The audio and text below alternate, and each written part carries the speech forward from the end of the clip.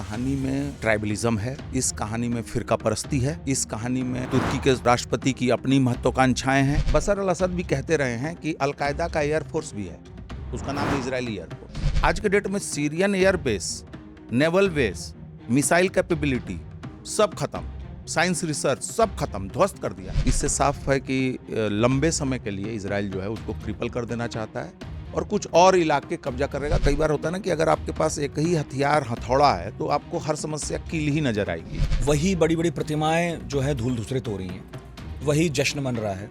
और इसका मतलब है कि कभी यही आदमकद मूर्तियां अपने जीते जी इन लोगों ने लगाई थी, क्योंकि इन्हें भरोसा था कि हम ही रहने वाले हैं। फैशन मैगजीन है वोग, उसने बशर अल असद की वाइफ के लिए द रोज इन डेजर्ट, बिल्कुल, तो टर्की के राष्ट्रपति ने कभी भी सीरिया में अपने इंटरेस्ट को लेके उन्होंने छुपाया नहीं है उस चीज को। जो बशर अल असद की तैयारी भी थी वो आज से 5 साल 10 साल पहले की लड़ाई की तैयारी थी। तो सीरियन राष्ट्रपति और टर्की के राष्ट्रपति गाली गलौज भी कर चुके हैं एक दूसरे से ओपनली, और तुम एक सिपाही नहीं खड़ा कर सकते अपने खुद के डिफेंस के लिए।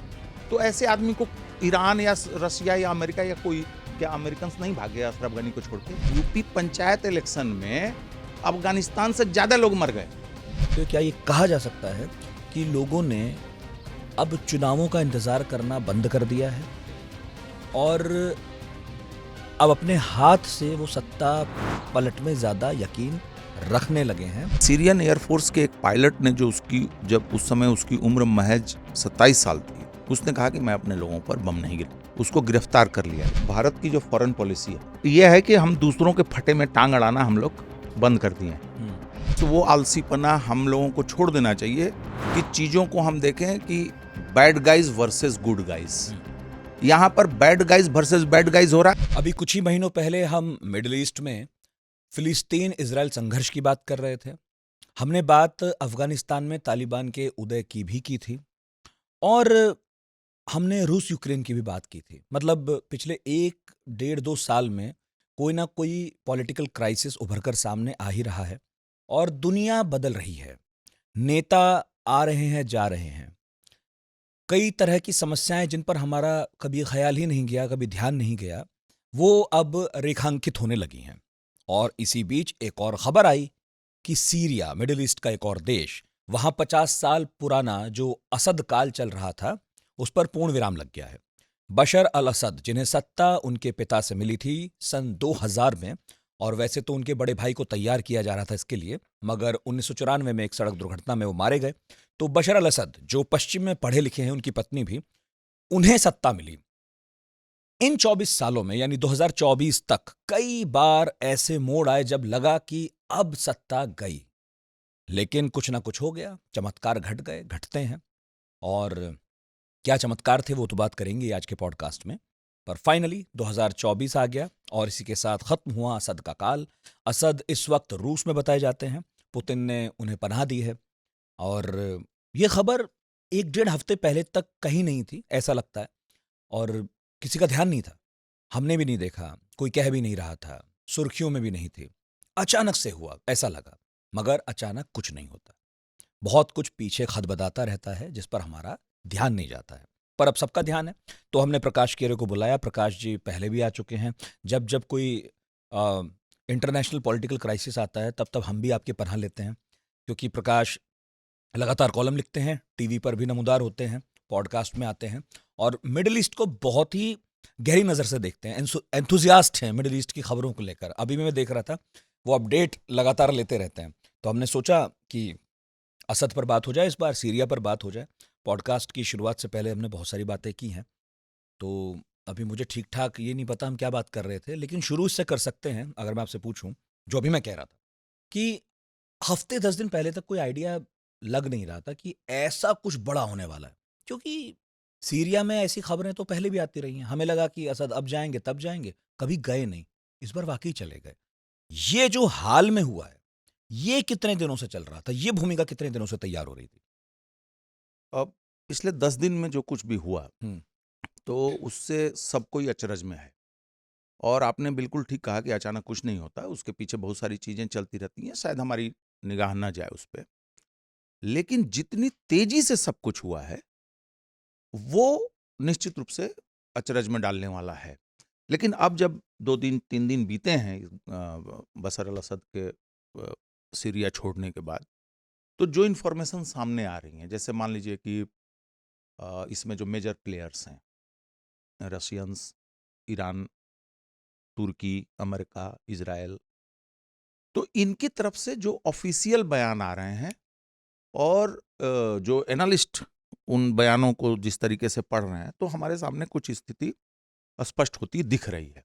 पहली चीज ये है कि खुद ईरान के सुप्रीम लीडर ने पर्सनल बातचीत में, जब ये इस्माइल हानिये की हत्या हुई थी तेहरान में, उसके अवसर पे, उसके आसपास, उन्होंने पर्सनली ये बात बशर अल असद को कही थी कि खतरे बढ़ते जा रहे हैं, आपको कुछ करना चाहिए। लेकिन उन्होंने ध्यान नहीं दिया। अब उसके बारे में जो एनालिसिस आ रहा है कि क्यों नहीं दिया उन्होंने, पहली चीज कि उनको यह लग रहा था कि जो पिछले साल वो अरब लीग में वापिस आए, करीब 10-11 साल उनको अरब लीग से बाहर रखा गया था, तो जो गल्फ कंट्रीज हैं उनसे कुछ उनको एश्योरेंस मिला था सपोर्ट का, या कि कुछ रिजोल्यूशन करेंगे, और शायद उनको वेस्ट से भी कुछ संकेत मिला था ये गल्फ कंट्रीज के बहाने, ये कहा जा रहा है। अब आपके पास, हमारे पास तो कोई टूल है नहीं कि एग्जैक्टली अब हम वो थोड़े समय के बाद चीजें थोड़ी और साफ होंगी। बैक चैनल में क्या बात हो रही थी वो तो कौन जानता है। लेकिन उस पर इन्होंने ध्यान नहीं दिया बशर अल असद। ध्यान नहीं देने की 2-3 वजह हैं। देखें, सीरिया, भले हम ये कह रहे हैं कि सीरिया पे कब्जा हो गया या सीरिया से बशर अल असद का शासन खत्म हो गया, लेकिन सच्चाई ये है कि पिछले कई सालों से सीरिया बहुत सारे हिस्सों में विभाजित है। उसके 40% इलाके पे कुर्दों का कब्जा है, जो अमेरिकन सपोर्ट से काबिज हैं, और जो कुर्द इलाके हैं वहां पर तेल, गैस और ये खेत बहुत हैं। मेजर जो ऑयल प्रोडक्शन फैसिलिटी है सीरिया का, वो उस इलाके में है। अच्छा, तो इसका क्या मतलब हुआ? इसका मतलब ये हुआ कि आपको वहां से रेवेन्यू नहीं आ रहा है, संसाधनों पर कब्जा तो विरोधियों का है। और डोनाल्ड ट्रंप ऑफिशियली कह चुके हैं कि वहाँ पे करीब 900,000 अमेरिकन मिलिट्री रहते हैं, और जो वहाँ से तेल और गेहूं चुराया जाता है, अमेरिकन खुद इसको एक्सेप्ट कर चुके हैं। जैसे डोनाल्ड ट्रंप तो यहाँ तक कर दिए, मैंने कहा वहाँ जाओ, तेल निकालो, डेट्स इट, हमको बाकी कुछ नहीं करना है। और उस पैसे से वो कुर्दों को सपोर्ट भी करते हैं। और इंटरेस्टिंग चीज है कि जो वहाँ पर अलकायदा, इस्लामिक स्टेट, इन सब से जो जुड़े हुए ग्रुप्स रहे हैं, जो कि पहले अल नुसरा हुआ करता था, जिसके नेता जुलानी थे, और फिर इन्होंने 2017 में अपने संगठन का नाम बदल के, 2014 में उनका एक इंटरव्यू है कि हम इस्लामिक स्टेट यहाँ पे लागू करेंगे सीरिया में, और माइनॉरिटीज के लिए जगह नहीं होगी। 2014, 2017 में उन्होंने देखा कि जो उनके बैकर्स, मुख्य बैकर्स हैं, वेस्ट के देश हैं, या सीआईए, बेसिकली सीआईए है, और टर्की, तो इन्होंने थोड़ा सा अपना रीब्रांडिंग किया।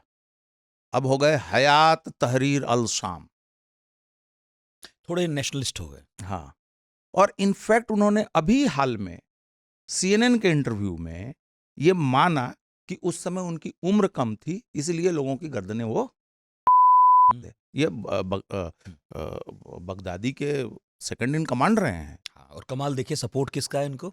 यूएस का, वेस्ट का। और इंटरेस्टिंग चीज बताऊं, हालांकि उस पर हम लोग बाद में चर्चा कर सकते हैं, इस्लामिक स्टेट और अलकायदा को जो सपोर्ट मिलता है, डायरेक्ट सपोर्ट, वो मिलता है कतर का और तुर्की का, और पर्दे के पीछे से जो सपोर्ट मिलता है वो मिलता है इजराइल से और अमेरिका से। लेकिन अमेरिका जब मैं कह रहा हूं, तो अमेरिका सीआईए, और जो कुर्दों को अमेरिका का सपोर्ट है वो पेंटागन का सपोर्ट है, बिल्कुल वहां के डिफेंस डिपार्टमेंट का। और बशर अल असद भी कहते रहे हैं कि अलकायदा का एयरफोर्स भी है, उसका नाम है इजरायली एयरफोर्स। जब भी कुछ करना होता था तो वो इजराइल मिसाइल डाल देगा, बम डाल देगा, तो थोड़ा सा इनको मदद मिल जाएगी। और ऑन रिकॉर्ड है, आप इजरायली मीडिया को देखेंगे, गूगल करेंगे, तो इजराइल के बड़े बड़े ऑफिसर इस बात को एक्सेप्ट कर चुके हैं ऑन रिकॉर्ड। खबरें भी हैं कि अलकायदा और इस्लामिक स्टेट के घायलों का इलाज करने में भी उन्होंने मदद की है। और मैं हमेशा पूछता हूं कि जिन जगहों में 90% से ज्यादा लोग गरीबी रेखा से नीचे हैं, वंचित हैं, चाहे अफ्रीका हो, चाहे मिडिल ईस्ट के बहुत सारे देश सीरिया हों, खुद हो। अफगानिस्तान हो, सीरिया हो, यहाँ पे बड़ी बड़ी एसयूवीज, बड़े बड़े गन, रॉकेट लॉन्चर्स, अब इस बार तो ड्रोन का इस्तेमाल हुआ है बहुत बड़े पैमाने पे। ये चीजें कहाँ से आ जाती हम्म, तो उससे पता चलता है कि इनके पीछे कुछ बड़े प्लेयर्स हैं। जैसे कि बशर अल असद को लिमिटेड एयर पावर का सपोर्ट रशियन एयरफोर्स से मिलता था, जो वहां पर उनका एयर बेस था। हम्म, अभी वो हटा रहे हैं, वो जब स्थितियां बदली हैं। तो बेसिकली 40% कुर्दों का हिस्सा, इदलिब और टर्की से लगा हुआ जो इलाका, वो इनके कब्जे में, जुलानी के कब्जे में। हम्म, और उस जगह के एडमिनिस्ट्रेशन के जो प्राइम मिनिस्टर थे, हम्म, सीरियन साल्वेशन गवर्नमेंट के, उनको ही अल बसीरी को अभी प्रधानमंत्री बनाया गया है, केयरटेकर सीरिया का, हम्म, जो इदलिब में रेबल गवर्नमेंट को हेड कर रहे थे। हम्म, उसके बाद कुछ इलाकों पे तुर्की का डायरेक्ट कब्जा है। एक इलाका अर्ली 70s में कब्जा किया हुआ है इजराइल ने, गोलान वाला इलाका, जो उन्होंने अभी और बढ़ा दिया और है। बढ़ा दिया है। और बढ़ा क्या दिया है, मतलब 250 से ज्यादा हमले उसने 1.5-2 दिन में किए हैं। और आज के डेट में Syrian air base, naval base, missile capability सब खत्म, साइंस रिसर्च सब खत्म, ध्वस्त कर दिया। और वो दमास्कस से कुछ किलोमीटर की दूरी पर उनके टैंक्स खड़े हैं, राजधानी, सीरिया की राजधानी से कुछ दूर। मतलब वो चाहें तो सीरिया में अंदर नहीं, सीरिया में घुस चुके हैं, आराम से जाएंगे, मतलब राजधानी तक भी आ जाएंगे। राजधानी पर भी आ सकते हैं। इनफैक्ट दमिश्क के आसपास के कुछ ग्रामीण इलाकों को वो कब्जा करेंगे, मतलब वहां रहेंगे। और इसको इन्होंने बेंजामिन नेतन्याहू ने खुद बोला है, खुद वीडियो में बोला कि हमने भी मदद की है, क्योंकि हमने हिजबुल्लाह को कमजोर कर दिया, हमने ईरान को कमजोर कर दिया, इनडायरेक्ट मदद की है। इनडायरेक्ट मदद की है। लेकिन उन्होंने कहा कि हम बफर जोन बनाएंगे, हाँ। क्योंकि हमारे पास रिस्क भी है, तो लेकिन टेम्पररी बनाएंगे। और उन्होंने ये बात भी कही थी, 2 दिन हो गया उस बात को, कि हमारे टैंक्स जो हैं, गोलान गोलान हाइट्स का जो इलाका है, वो इन्होंने अर्ली 70s में कैप्चर किया और अर्ली 80s में उसको एनेक्स कर लिया, मतलब इजराइल का हिस्सा बना दिया, घोषित कर दिया, जिस पर कि सिर्फ एक देश का सपोर्ट मिला उनको, जो कि उनका सबसे वफादार दोस्त है, अमेरिका का। उसके बाद यूनाइटेड नेशन के मार्गदर्शन में एक बफर जोन बनाया हुआ है। तो वो बफर जोन खाली रहता है, इधर इजरायली मिलिट्री है क्योंकि गोलान पर उनका कब्जा है, और उधर सीरियंस रहते थे, सीरियन मिलिट्री के। अब जब ये सब डेवलपमेंट हुआ तो सीरियन आर्मी वाले अपना पोस्ट छोड़ दिए। तो बेंजामिन नेतन्याहू कह रहे हैं कि चूंकि वो छोड़ दिए थे, तो हम अपना सिक्योरिटी इंश्योर करने के लिए हम आगे बढ़े हैं, लेकिन हम टेम्पररी बढ़े हैं। लेकिन अब 250 से ज्यादा हमले करना, लटाकिया का जो है एयर नेवल बेस खत्म कर देना, दमिश्क में चीजें करना, तो इससे साफ है कि लंबे समय के लिए इजराइल जो है उसको क्रिपल कर देना चाहता है, और कुछ और इलाके कब्जा करेगा, तो आगे के लिए वो सीरिया से कभी फ्यूचर में कोई खतरा हो, उसको वो बैलेंस करने में ये सारी चीज के लिए इंतजाम वो कर रहा है। अच्छा, जुलानी पे आएंगे, थोड़ा सा असद पे आ जाते हैं। हम्म, बशर अल असद जो सरकार चलाते थे, वो बेसिकली एक समाजवादी सरकार मानी जाती थी, क्योंकि उसके बीज पड़े हैं बाथ पार्टी में। उनके पिता बाथ पार्टी के नेता थे। ये वही बाथ पार्टी है जिसके बहुत सारे नेता मिडिल ईस्ट के बहुत सारे देशों में राष्ट्राध्यक्ष बने क्रांतियों के बाद, है ना। फिर कब वो तानाशाह हो गए किसी को पता नहीं चला, क्योंकि कुछ लोग मानते भी नहीं। और फिर उनके पतन हो, और आज उनमें से ज़्यादातर देशों में गृह युद्ध की स्थिति है। कोई एक स्टेबल गवर्नमेंट उसके बाद कभी आई नहीं, अमेरिका के या आप कहिए कि वेस्ट के वादे के बावजूद। अब सीरिया भी उसी स्थिति में पहुंच गया है। भले ही वो जैसा भी देश रहा हो पिछले कुछ दशक में, मगर उसका एक राष्ट्रपति था, कम से कम एक प्रतिनिधि था जो उठता बैठता था। अब स्थिति ये है कि सरकार कब बनेगी, कैसी बनेगी, वो सरकार जैसी होगी भी या नहीं पता नहीं। एक रहस्य बना हुआ तालिबान जैसा, कि तालिबान सरकार तो है, लेकिन अब वो कैसे चल रही है, कैसे चुने जा रहे हैं, क्या कर रहे हैं, क्या पॉलिसी हो जाएगी, पता नहीं। इनफैक्ट एक इंटरेस्टिंग चीज मैं आपको कहूं बशर अल असद के पिताजी के बारे में। और जो आपने बाथ पार्टी और अरब नेशनलिज्म वाली जो चीज़ कही, देखें जब ओटोमन एम्पायर टूटा और उसके बाद फिर दूसरा महायुद्ध हुआ हुँ, और उसके बाद कोल्ड वॉर शुरू हुआ। हुँ, तो कोल्ड वॉर शुरू हुआ तो सोवियत यूनियन भी उस इलाके में अपना इन्फ्लुएंस खोज रहा था। हुँ, फिर ऑलरेडी रिसोर्सेज का हुँ, मामला सामने आ चुका था, बहुत सारे अरब देशों में जो है तेल निकल रहा था। तो अमेरिकन इंटरेस्ट भी थे, यूरोपियन इंटरेस्ट भी थे। तो उस प्रोसेस में अरब नेशनलिज्म, बाथ पार्टी के नाम से जिसको हम जानते हैं, बाथ मूवमेंट के नाम से, वो कई सारे देशों में जो है बढ़ता है। लेकिन सीरिया में 1946 से, जब से वो 43-46 के बीच में उनको आज़ादी मिलती है, तब से लेके 1970 तक मतलब बाथ पार्टी के भीतर भी खेल होता था। हुँ, हुँ, और इसी बीच में 60s में लेट 50s में मिस्र और सीरिया एक हो गए थे। उन्होंने एक अपना देश बना लिया था। सीरियन और इजिप्शियन लीडरशिप उस समय नासिर थे, इजिप्ट के राष्ट्रपति। बशर अल असद के पिता ने जब अर्ली 70s में सत्ता संभाली, हुँ, और कुछ ही समय में उन्होंने, जिसको कि अमेरिकन हिस्टोरियंस, यूरोपियन हिस्टोरियन और असद फैमिली के आलोचक भी जिस बात को स्वीकार करते हैं और प्रशंसा करते हैं, कि 70s में एक तो उन्होंने सीरिया को ये सब चीज़ों से उबार लिया। ये जो तख्ता पलट, झगड़ा, लड़ाई, सेक्टरिज्म, ये सब चीज़ें चल रही थी। इनफैक्ट अगर आप 70 के दशक को आप देखेंगे, सीरिया मिडिल ईस्ट का सबसे शांत और सुलझा हुआ देश आपको दिखेगा, आप गल्फ को छोड़ दें तो।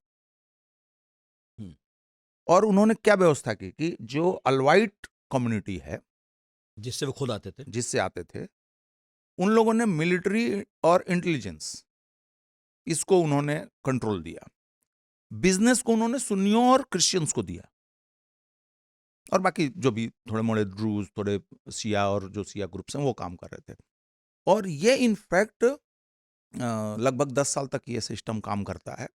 अर्ली 80s में हमा में और होम्स में जो है उनके खिलाफ आंदोलन होता है। उस आंदोलन को बहुत बेरहमी से कुचला जाता है। और इनफैक्ट एक इंटरेस्टिंग चीज आपको बताऊं कि सीरियन एयरफोर्स के एक पायलट ने, जो उसकी, जब उस समय उसकी उम्र महज 27 साल थी, उसने कहा कि मैं अपने लोगों पर बम नहीं गिराऊं। उसको गिरफ्तार कर लिया गया। वो अभी जब ये रेबल्स जो है दमिश्क पहुंचे हैं, तब उस व्यक्ति को रिहा कराया गया है। जो आदमी अर्ली 80s में गिरफ्तार हुआ, तब से वो जेल में था। वहां से असद फैमिली की क्रूरता कह लें, उनका किसी भी कीमत पे सत्ता में बने रहने की जिद कह लें, वो दौर शुरू होता है। फिर भी चलता रहा।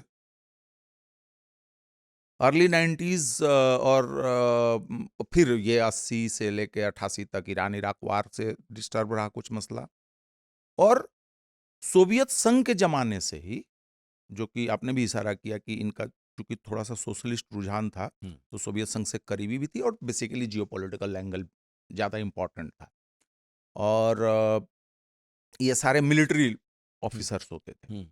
तो कई बार होता है ना कि अगर आपके पास एक ही हथियार, हथौड़ा है, तो आपको हर समस्या किल ही नजर आएगी।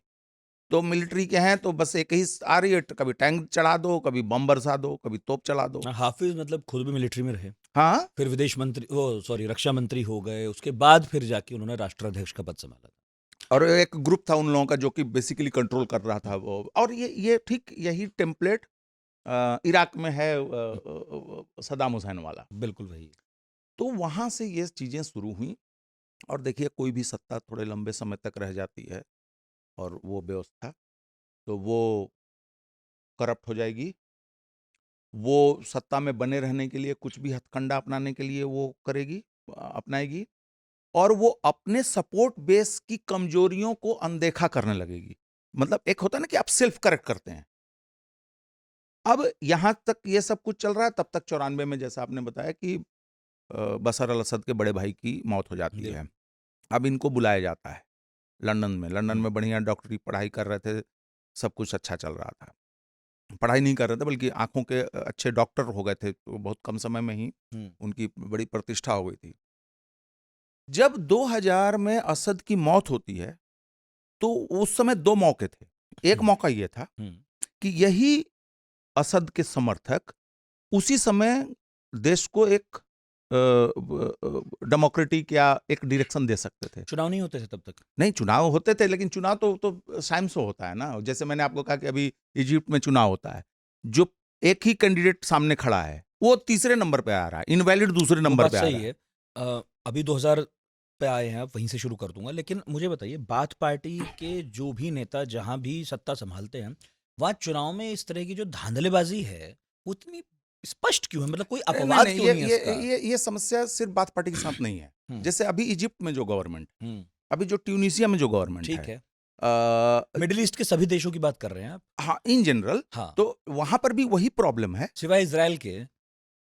अ, अ, देखिए, डेमोक्रेसी अगर फंक्शनिंग डेमोक्रेसी के हिसाब से हम देखें, हम्म हालांकि वो भी, उनके भी अपने फ्लॉड हैं, हम्म, वो सिर्फ दो देशों में है वहां पे, एक इजराइल में है, एक ईरान में है, बिल्कुल और बाकी जगह तो सब जगह वैसे ही मामला है। गड़बड़ ही है। लेकिन तानाशाही या कल्ट होने का जो है कि राष्ट्रपति एक कल्ट होगा, जो शौक है, बड़ी बड़ी मूर्तियों को बिल्कुल गिरने और बनने की जो तस्वीरें वहीं हमारे, से ही आ रही हैं। वही मैं देख रहा हूँ कि ऐसा लगता है कि पुनरावृत्ति है। वही बड़ी बड़ी प्रतिमाएं जो है धूल धूसरित हो रही हैं, वही जश्न मन रहा है। और इसका मतलब है कि कभी यही आदमकद मूर्तियां अपने जीते जी इन लोगों ने लगाई थी, नहीं, क्योंकि इन्हें देखिए, भरोसा था देखिए कि हमें हम ही रहने वाले हैं। हमें युग के हिसाब से भी देखना चाहिए। मुझे लगता है कि जो हम ये कल्ट की पॉलिटिक्स देखते हैं, सही। ये बेसिकली 20वीं सदी के अवशेष हैं ये। हाँ, आप 20वीं सदी में आप इन जनरल आप देखेंगे सही बात। तो कल्ट फिगर है। क्यों आप कहते हैं रोनाल्ड रीगन थैचर एरा? हम्म भाई वहां तो डेमोक्रेसी थी, हम्म वो तो एक आदमी है ना जो राष्ट्रपति है। सही बात। लेकिन फिर हम उस एरा को क्या कर रहे हैं, रीगन तो एरा। एक तरह से ये कल्ट एरा का अवसान भी है, इन मूर्तियों का गिरना। अगर हम अगर उस कल्ट सिस्टम को अगर नहीं डिमिनिश करेंगे, हम्म तो ट्रू फॉर्मेट में आप डेमोक्रेसी को कैसे आप हाँ। वो कर सकते हैं? अच्छा, एक और चीज है जहां पे डेमोक्रेसीज भी हैं, हम्म जैसे मान लीजिए इजराइल। हम्म अब नेतन्याहू का अब लगभग कुछ एक दो साल में उनका 3 दशक हो जाएगा सत्ता में। ईरान में सुप्रीम लीडर जो हैं वो 1989-90 से वो जो है सुप्रीम लीडर बने हुए हैं। हम्म, 30 साल हो ही गया वो भी उनका मोटा भी। मोटी।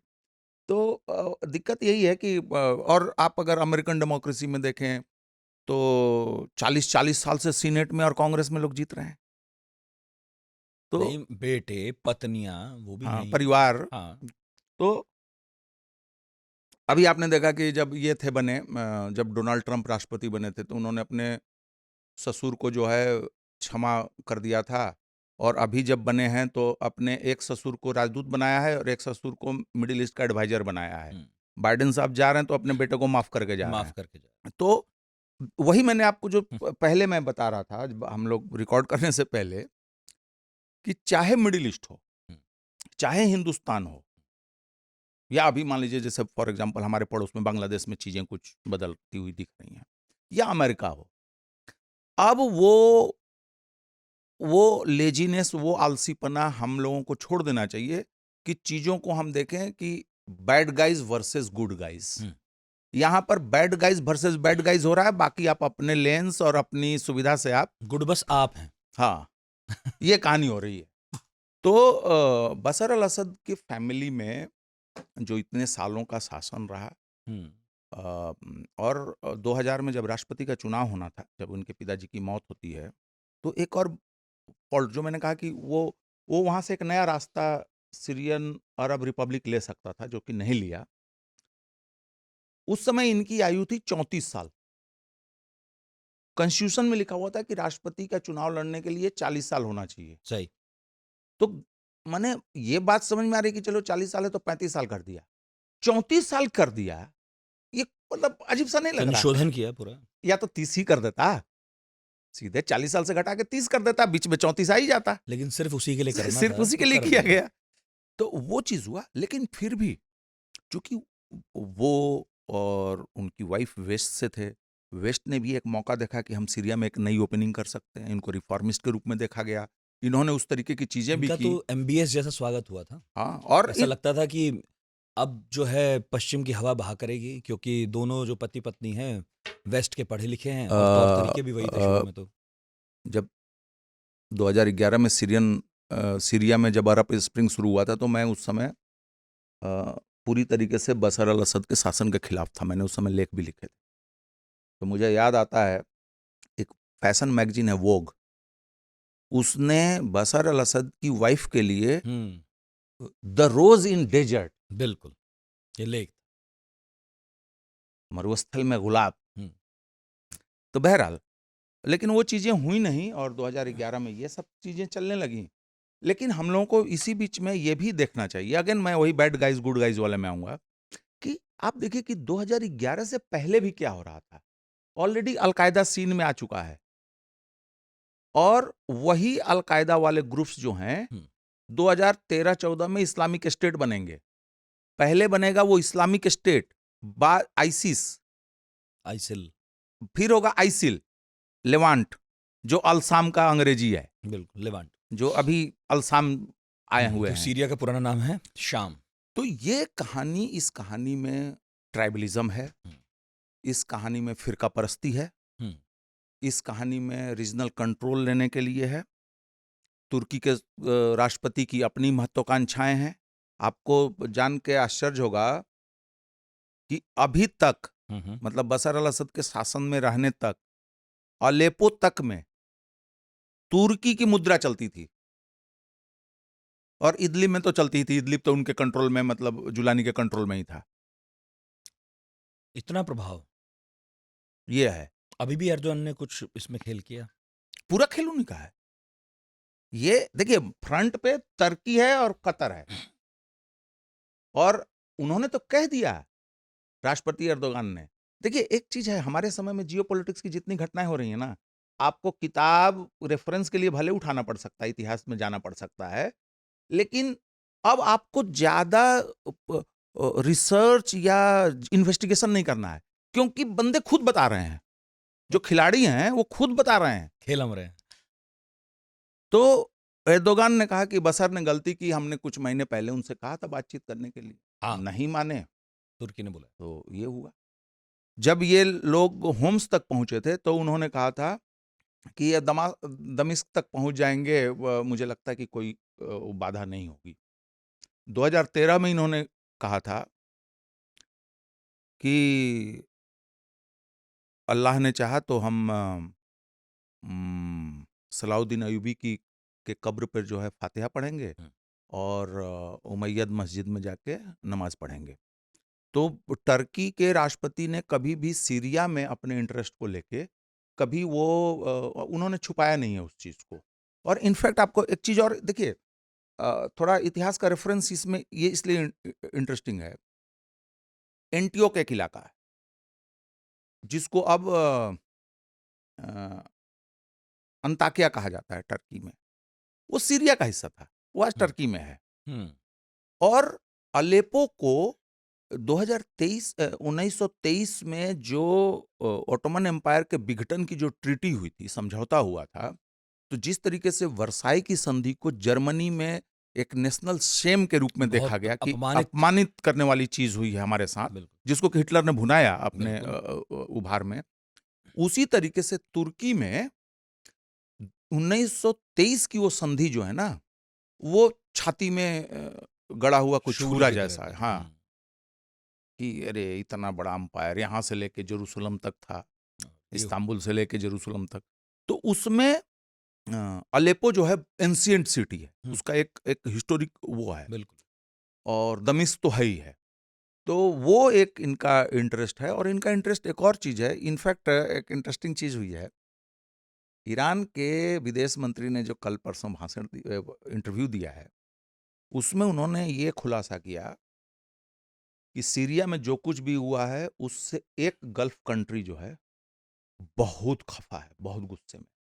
उन्होंने नाम नहीं बताया, अब लोग कयास लगा रहे हैं कि whether it is Saudi Arabia या अमीरात, लेकिन मेरा अपना हंच ये है कि यह सऊदी अरबिया है। एमबीएस गुस्से में इसलिए होंगे क्योंकि एमबीएस ने 2 सालों 3 सालों का अगर आप हिसाब देखेंगे और या जब से वो आए हैं, जो उन्होंने सऊदी अरब को अपनी इमेज में ढालने की जो कोशिश शुरू की है, उस प्रोसेस में उन्होंने क्या किया, पिछले साल उन्होंने सीरिया को अरब लीग में शामिल करवाया।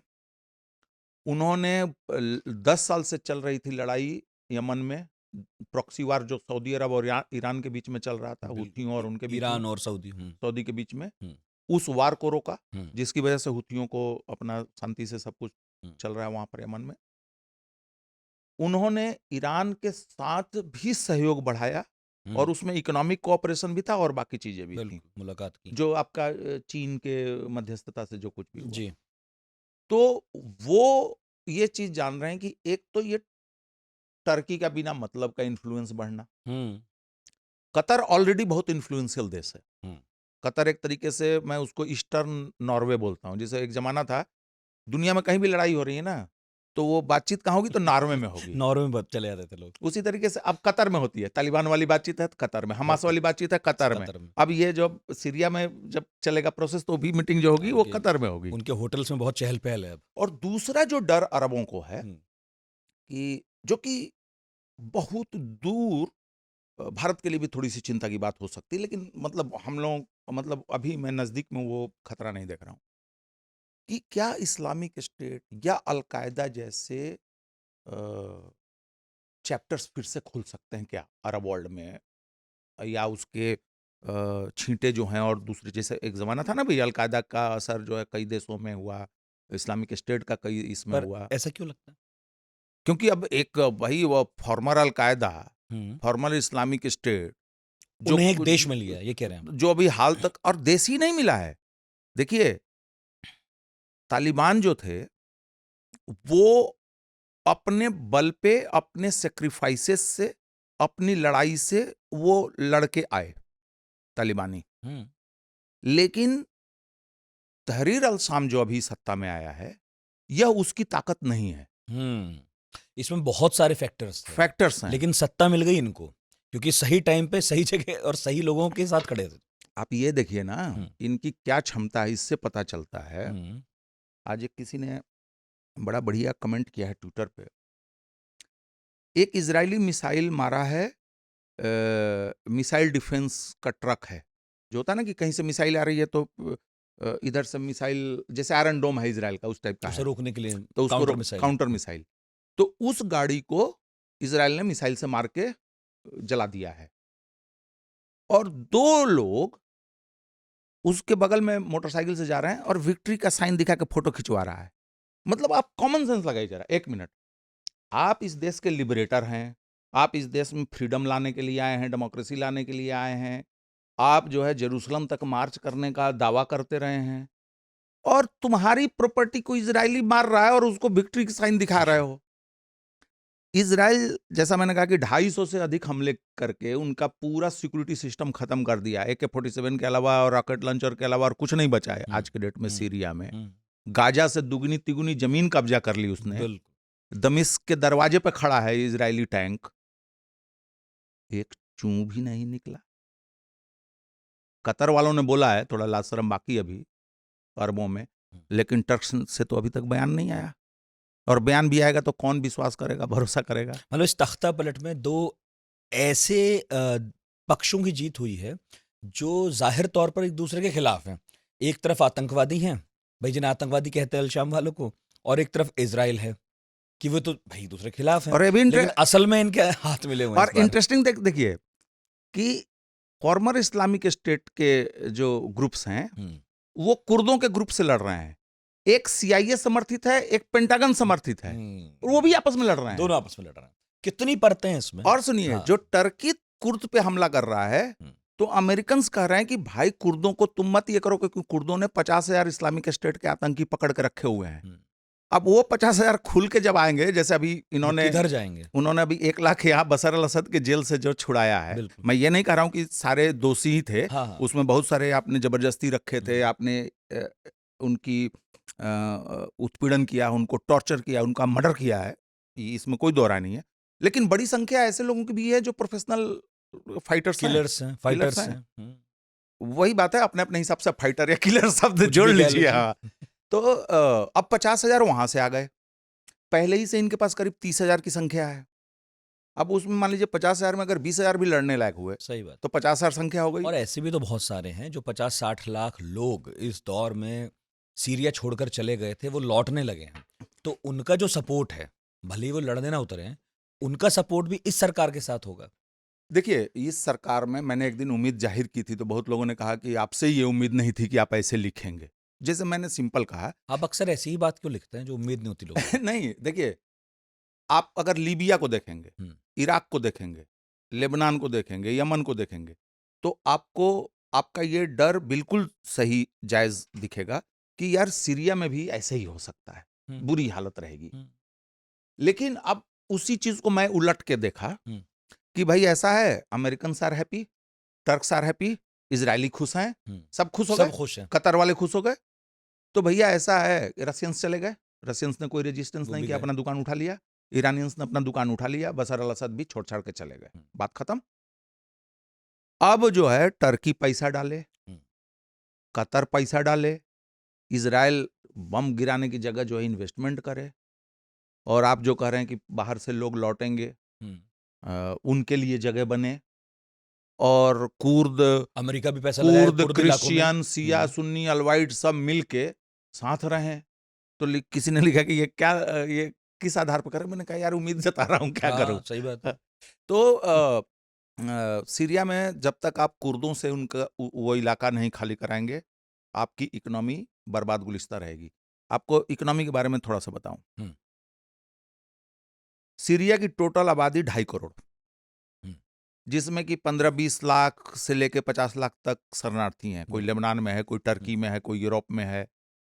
और अभी ये मामला थोड़ा गड़बड़ होगा, तो ये भी कुछ-कुछ वीडियोज़ आए हैं कि जिसमें ये लोग अच्छा मैसेज दे रहे हैं। जैसे शियाओं के लिए सैयदा ज़ैनब का जो वो जगह है उसको खोला गया है, हुँ। तो वो अच्छा साइन है। क्रिश्चियंस को कहा गया है कि कोई दिक्कत नहीं है। लेकिन कुछ वीडियो ये भी आए हैं कि क्रिश्चियन मोहल्लों में जाके 10 गाड़ी लेके धुर-धुर कर रहा है सब। तो वो सिनेरियो अगर बिगड़ता है, हुँ, या कुछ जगहों पे दिया है कि अल्वाइट लोगों को इन्होंने वो लटकाया है, तो वो चीज़ अगर होती है तो मुश्किल हो जाएगा। लेकिन आप ये समझ लें कि 2 साल पहले का डेटा है, 11 अरब डॉलर की जीडीपी। अब अंदाजा लगाइए, हुँ, अब 11 अरब डॉलर की जीडीपी लेके आप 90% आपकी पॉपुलेशन तो गरीबी रेखा में ही करीब रहेगी। और जो अरब वर्ल्ड में भी और दुनिया के और इलाकों में भी जो हिस्टोरिकली प्रूवन फैक्ट है कि जहां गरीबी है, वहां जहालत होगी, बीमारी होगी, तमाम चीजें होंगी, और वहां पे आप फाइटर्स, टेररिस्ट, आलजाल, रिक्रूटमेंट ग्राउंड भी जो है, ब्रीडिंग ग्राउंड भी वहां पे आसान होता। आसान होता। तो अब देखते हैं कि क्या। अब ये देखना है कि जुलानी किस दिशा में ले जाए या जुलानी के साथ जुलानी वाले के जो लोग। हैंडलर्स हैं, हाँ। देखिए जुलानी कुछ नहीं है। हुँ, जो आदमी कल तक कहता था कि माइनॉरिटीज के लिए कोई जगह नहीं होगी, अब उसका हृदय कल तक परिवर्तन हो जो गया है। आदमी लिटरली था, हुँ, लिटरली मतलब ये हुँ। नहीं कि मैं लीडर हूं, मैंने ऑर्डर कर दिया, जिसे बशर अल असद ने अपने हाथ से कभी नहीं नहीं मारा मारा होगा होगा, किसी को, हाँ, उसने ऑर्डर लेकिन किया ऑर्डर होगा, किए हैं। ऑर्डर किया हुँ, होगा। जुलानी ने तो बकायदा छुरा ले हुँ, भाई।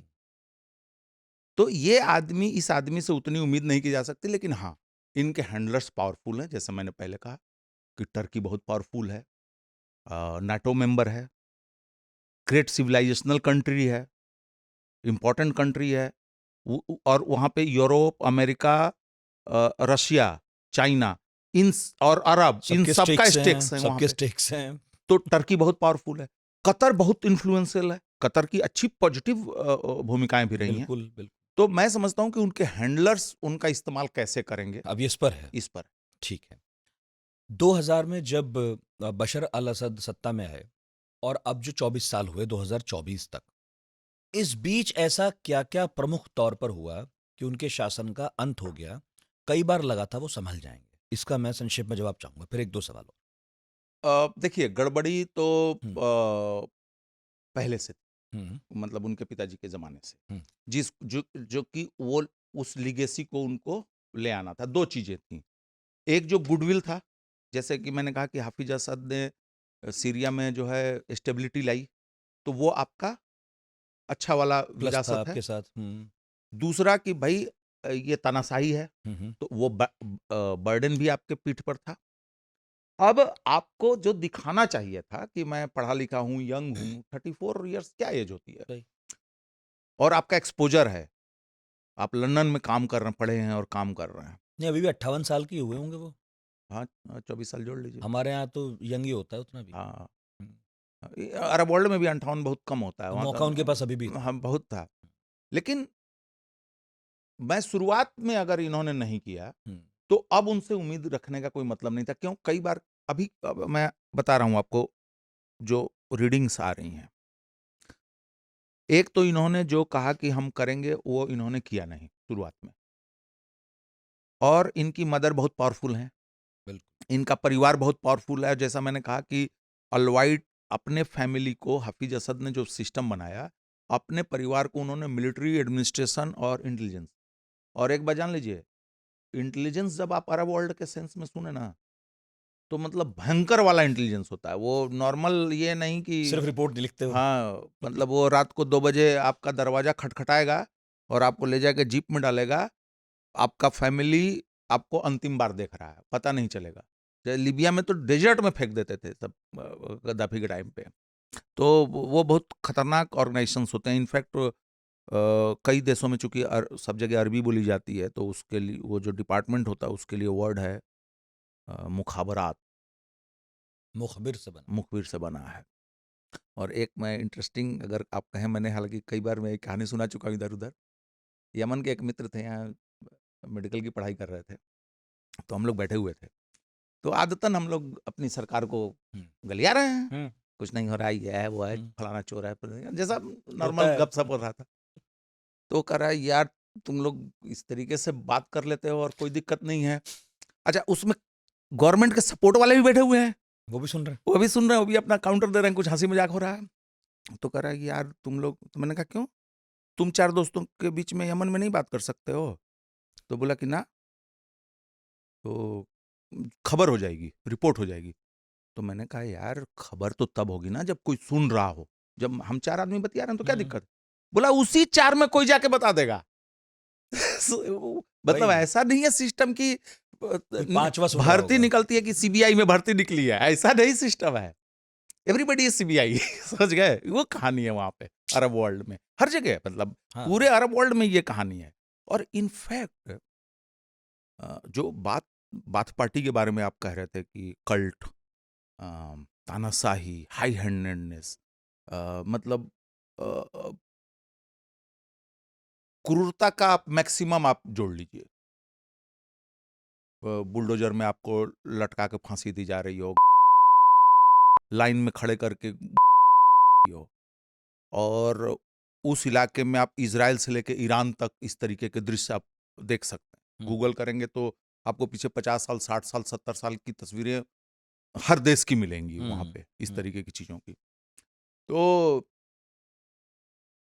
ये जो फियर का माहौल है, वो एक समय आप दबा सकते हैं, कुछ समय के बाद उसको सुधारने के लिए बशर अल असद काम कर सकते थे। लेकिन 11वें साल तो उनका ये विद्रोह ही शुरू हो गया।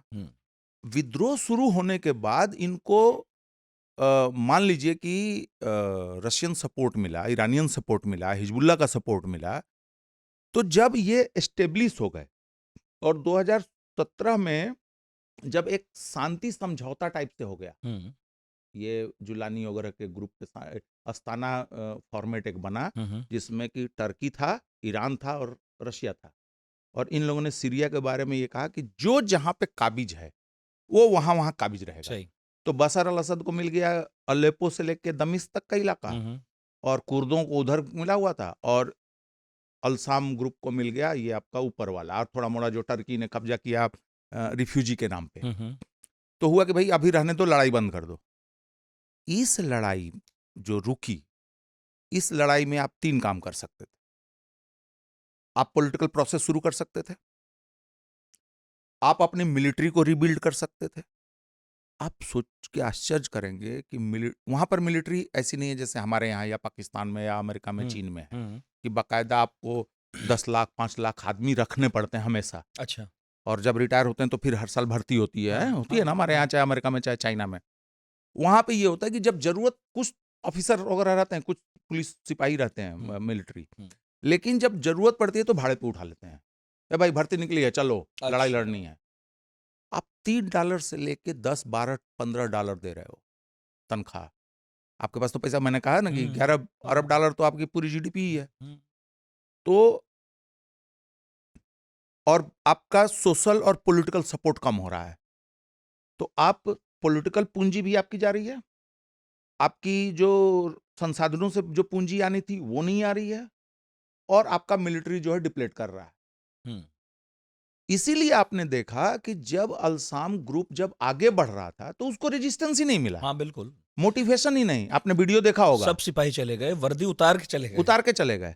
दो तरीके से डेजर्सन हुआ। एक डेजर्सन हुआ, जैसे मान लीजिए कि हम लोग एक ब्रिगेड के लोग, हमारे पास 5 टैंक हैं हुँ। और 8-10 आर्मर गाड़ियां हैं, हम लोग सब बैठे और इराक चले गए, हुँ।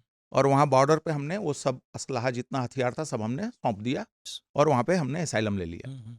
दूसरा तरीका ये हुआ कि अपनी वर्दी फाड़ी, हुँ। फेंका, हथियार फेंका, सिविलियन कपड़ा पहना और इराक में घुस गए।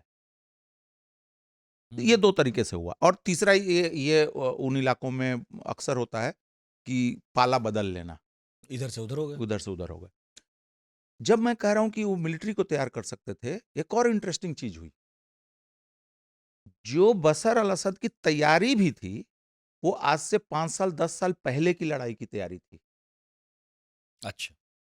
आज लड़ाई आप देखिए, जैसे यूक्रेन में लड़ाई चल रही है, हुँ। ड्रोन का इस्तेमाल हो रहा है।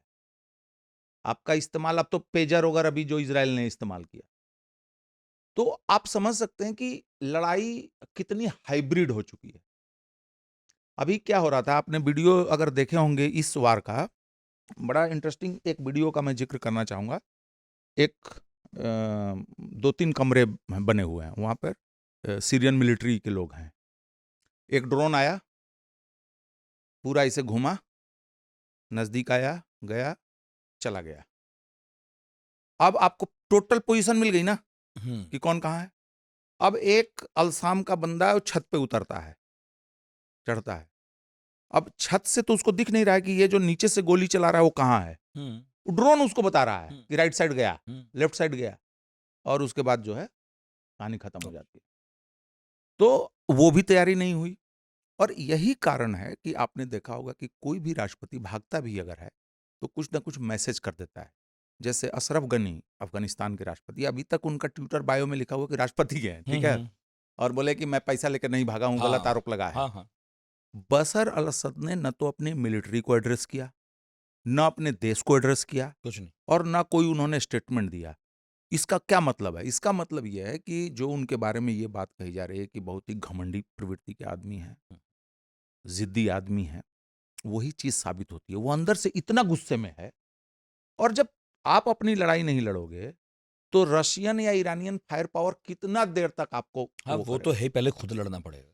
ईरान की हालत ऐसे ही पतली है, ये हिजबुल्लाह की वजह वही, से। वही, वही। रूस जो है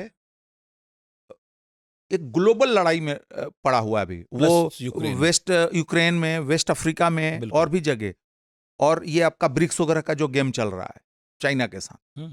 तो उधर वो गज़ा अभी खुला ही वो हुआ है। एक एंशिएंट हाँ, बैटलफील्ड में हाँ। वो अपने रिसोर्सेज को क्यों बर्बाद करे, क्यों एग्जॉस्ट करे? तो इसलिए बहुत अच्छा मौका था असद विरोधियों के लिए भी। और इंटरेस्टिंग चीज आपको हाँ, बताऊं, जिस दिन बशर अल असद भागे हैं, हाँ।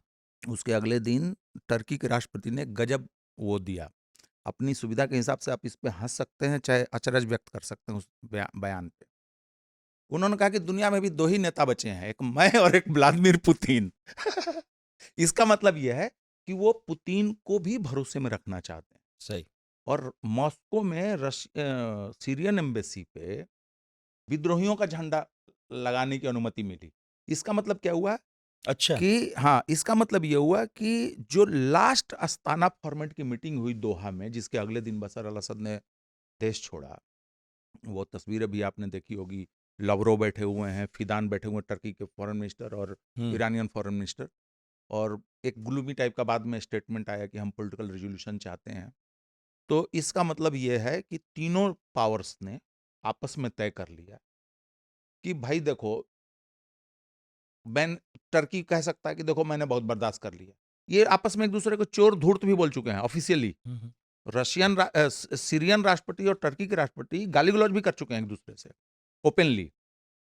तो इन्होंने कहा कि इन्होंने ये सोचा होगा कि भाई मैंने बहुत बर्दाश्त कर लिया और तुम लोगों ने भी बहुत सेक्रीफाइस कर दिया। अब आप देखिए ना, फिलिस्तीन के कॉज के लिए आप मेथोडोलॉजी, तरीका, इंटेंशन, इन सब चीज़ों पे एंडलेस बहस कर सकते हैं, लेकिन इसमें तो कोई डाउट नहीं है कि हिजबुल्ला और ईरान और हुथियों ने अपना सेक्रीफाइस दिया है। हिजबुल्ला का तो पूरा लीडरशिप खत्म हो गया, हमास का तो पूरा लीडरशिप खत्म हो गया। उन्होंने अपनी जान दी है। आप कह सकते हैं कॉज बुरा है, कॉज अच्छा है, वो बहस की बात है, लेकिन उसने सुप्रीम सेक्रीफाइस किया। और तुम एक सिपाही नहीं खड़ा कर सकते अपने खुद के डिफेंस के लिए? तो ऐसे आदमी को ईरान या रशिया या अमेरिका या कोई, क्या अमेरिकन नहीं भागे अशरफ गनी को छोड़ के? भैया तुम खुदे नहीं लड़ सकते हो। और आपको ध्यान होगा तालिबान में यही हुआ था ना, यही हमारी बात हुई थी, पॉडकास्ट बात हुई भी थी कि वो पैसा बटोरने के चक्कर में लगे रहोगे यार। उसमें तो मैंने जब मजाक, अपनी फोर्स खुद खड़ी नहीं करोगे। उसमें मैंने मजाक में लिखा था, लेकिन सीरिया वाले में वो बात सही हो गई।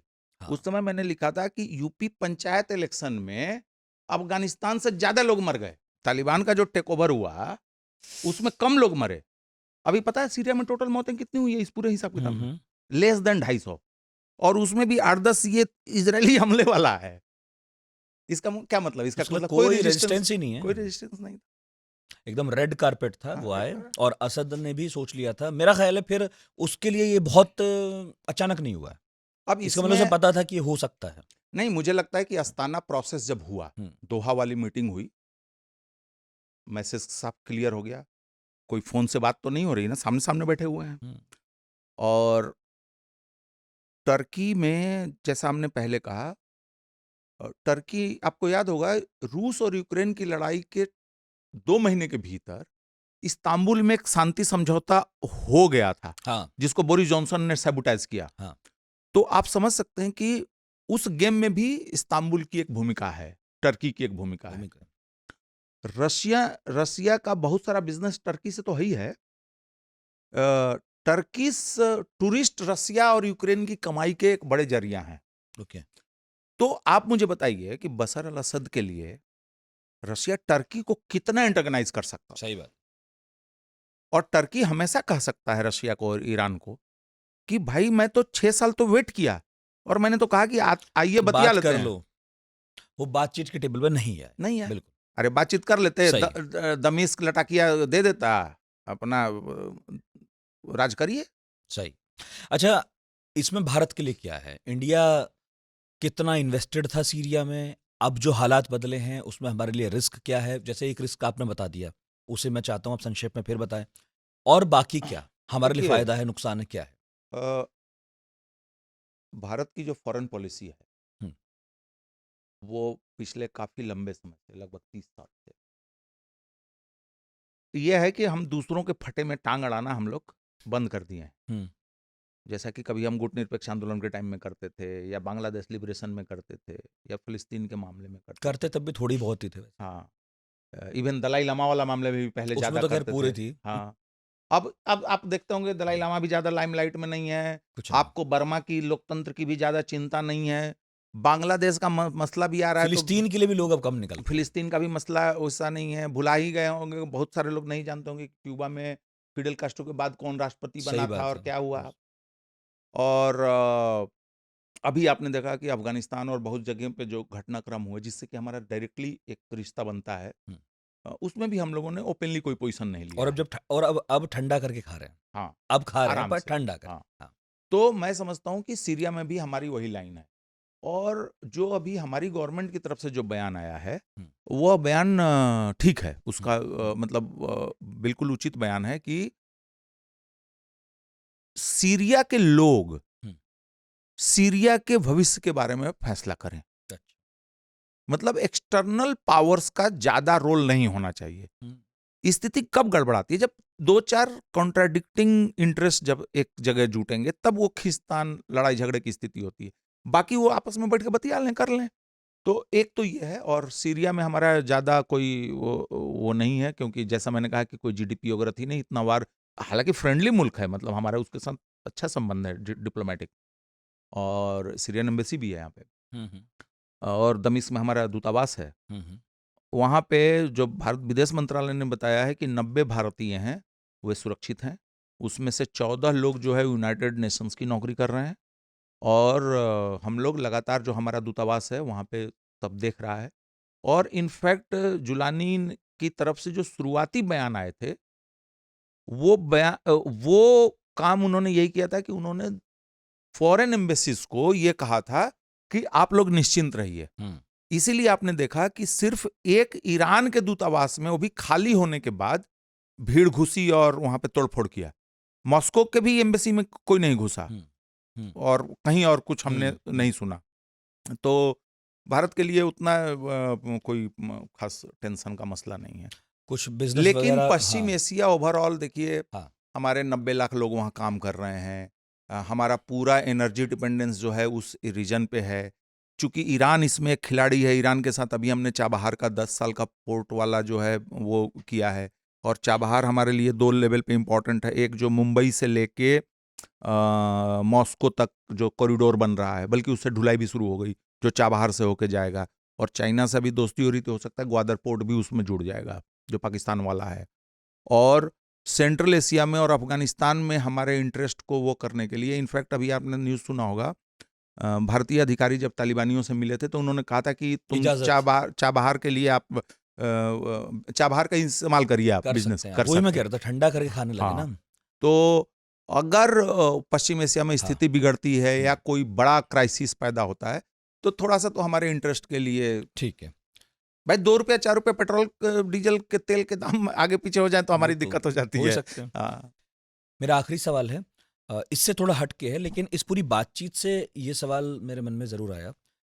क्या अब ये कहा जा सकता है, श्रीलंका को देखते हुए, बांग्लादेश को देखते हुए, थोड़ा बहुत पाकिस्तान को देखते हुए, अभी सीरिया को देखते हुए, अफगानिस्तान तो खैर बहरहाल एक अलग कहानी है, लेकिन इन सबको देखते हुए क्या ये कहा जा सकता है कि लोगों ने अब चुनावों का इंतज़ार करना बंद कर दिया है और अब अपने हाथ से वो सत्ता पलट में ज़्यादा यकीन रखने लगे हैं? पहले भी होता था, लेकिन ये घटनाएँ अब ज़्यादा तेज़ी से और ज़्यादा जल्दी-जल्दी हो रही हैं। इसमें आप ये भी जोड़ सकते हैं कि जो हमने जो डेमोक्रेसीज हैं, जहाँ हाँ। फंक्शनिंग डेमोक्रेसीज हैं, हुँ। जैसे कि अभी आपने देखा जिसको रिजल्ट को पलट दिया है रोमानिया की कोर्ट ने, पहले चरण के चुनाव, वहाँ पर भी एक धूर दक्षिणपंथी राइट विंग नेता को पहला स्थान मिला। डोनाल्ड ट्रंप ने, आपने देखा कितनी बड़ी जीत हासिल की, प्रेसिडेंट से हाँ। लेके हाउसेज में भी। और अभी जॉर्जिया में भी स्थिति गड़बड़ चल रही है। तो मेरा मानना ये नहीं है कि, एक तो है कि देखिए ये जनता का विद्रोह जो है या विरोध जो है, जैसे भी जिस तरीके से भी मैनिफेस्ट होता है, वो अलग। हम फिर अगेन वही कि कौन गुड गाई है कौन बैड गाई है उसमें छोड़ देते हैं। लेकिन चाहे वो बंदूक से करे, या धरना प्रदर्शन करे, सत्याग्रह करे, या चुनाव में अपना गुस्सा दिखाए, उसकी कुछ वजहें तो हो सकती हैं कि मान लीजिए कि जैसे कि मिडिल ईस्ट को हम कह सकते हैं कि भाई सेक्टरिनिज्म भी एक फैक्टर है, या अमेरिका में हम कह सकते हैं कि रेसिज्म भी एक वजह है। लेकिन उस असंतोष को भुनाने वाले नेता भी जिन चीजों का इस्तेमाल करते हैं, उन पर हम लोगों को ध्यान देना चाहिए, जो भारतीय लोकतंत्र में भी होता है, अमेरिकी में भी होता है। और अल जुलानी भी बोल रहे हैं, क्या क्या चीज है। सरकार अपने नागरिकों का ध्यान नहीं रख रही है, सरकार नागरिकों के लिए पर्याप्त चीजें मुहैया नहीं करा पा रही है, सरकार हमें डिग्निटी देने के बजाय हमारे साथ टॉर्चर कर रही है। यही 3-4 चीजें होती है ना। डोनाल्ड ट्रंप भी यही बोलेंगे, कोई भी या हमारे यहाँ विपक्षी पार्टियां एक दूसरे पर यही आरोप लगाती हैं, ये हुँ, तानाशाही चला रहे हैं, ये चला रहे हैं, वो चला रहे हैं। हुँ। तो मैं समझता हूं कि हम लोगों को एक बार सीरियसली, मतलब ग्लोबल लेवल पे एक बार ये देख लेना चाहिए जब आपने 90 में ये देखा कि भाई कोल्ड वार से किसी का भला बुरा नहीं होने वाला है, अब इस चीज से निकला जाए, तो कोल्ड वार से दुनिया आगे बढ़ी। लेकिन अब 30 साल अगर आर्थिक उदारवाद के, बैंकिंग सिस्टम के और तमाम जो दुनिया में जो एक आर्थिक हिसाब किताब चल रहा है, इसका 30 साल पूरा हो गया है, तो लोग बैठ के एक बार उस पर गहन चर्चा करें कि अगर यूरोप में माइग्रेशन हो रहा है तो क्यों हो रहा है, लोग एक दूसरे जगह से भाग रहे हैं तो क्यों, कोई बंदूक उठा रहा है तो क्यों। और आपने देखा, आपने श्रीलंका का जिक्र किया, श्रीलंका में आपने एक सीन देखा, लोग राष्ट्रपति भवन में घुसे और फर्नीचर चुराने लगे, ढाका में गए फर्नीचर चुराने लगे, और पाकिस्तान में भी दमिश्क हुआ में, है। पाकिस्तान में भी हुआ। तो मैं समझता हूं कि एक बात जान लीजिए कि फर्नीचर चुराने के लिए अगर मैं सोचूं मुझे एक फर्नीचर चुराना है, तो मैं 3 चीज मेरे साथ होनी चाहिए, तब मैं फर्नीचर चुराऊंगा। एक एक तो मैं इतना बेहाल हूं कि मेरे हाथ में कुछ भी मिल जाए तो उससे 10, 20, 50, 100 कमा लूं, जो फर्नीचर हो, बल्ब हो, टेबल लैंप बत्तख, हो, मोर कुछ सब भी, पाकिस्तान हाँ, में तो एक जिन्ना उठा के ले जाए। वहां से सब लेकर। इसका मतलब कि मैं वंचित हूं, इस हद तक इतना डेस्परेट हूं कि आपका कप जो है उठा के मैं कुछ लेके भी ले चला जा गया। सकता हूँ। दूसरा, मेरे साथ मैंने उम्मीद और बाकी चीजों से मेरा नाता इतना टूट चुका है कि मुझे अपनी डिग्निटी का भी एहसास नहीं है कि मैं आपका माइक खोल के ले गया, कि मैं चोर या लुटेरा बन रहा हूँ। चोरा लुटेरा बन रहा हूं, और वो भी कितना छोटा चोर, ये नहीं कि 10 आदमी को बुलाए, रिक्रूट किए, गुरु बैंक लूटना है, कुछ नहीं। उसमें तो फिर भी प्लानिंग है, उसमें हिम्मत चाहिए, हौसला चाहिए। अब पूरी भीड़ के साथ राष्ट्रपति के घर में घुसने से उसमें टिड्डी कौन दल हिम्मत? के आप मेंबर हो बस, हाँ, वो ठीक तो है। मॉब हो गया ना। हाँ, मॉब। तो मॉब और मैं कह रहा हूं कि गिरोह में बहुत फर्क होना चाहिए। सही। तो मैं समझता हूं कि एक बार दुनिया और दुनिया के जो नेता हैं वो ये आपस में बैठ के वो चीज़ करें। अब जैसे देखिए बहुत सारी चीज़ें हो रही हैं, आपके यहाँ जो टेक्नोलॉजी आई है, उस टेक्नोलॉजी ने आपके एस्पिरेशंस पे क्या असर डाला है। सही। अरब स्प्रिंग के बारे में यही कहा जा रहा था कि लड़के फेसबुक पे बैठे हैं टेक्नोलॉजी से आई और थी। वहाँ ये हो रहा है, और अरे यार ये कहाँ से किस देश में हो रहा है। एक लास्ट चुटकुले से खत्म करें। सोवियत संघ के ज़माने में सिनेमा थिएटर में फिल्म चल रही थी, तो 2 किसान आपस में बगल अगल बैठे थे, तो पर्दे पर आ रहा था कि किसान ट्रैक्टर है, खुशहाल है, अच्छी पैदावार हो रही है, पूरा फैमिली खुश है। तो कह रहा है, अरे यार ये किस देश का दिखा रहे हैं? तो कह रहा अपने देश का।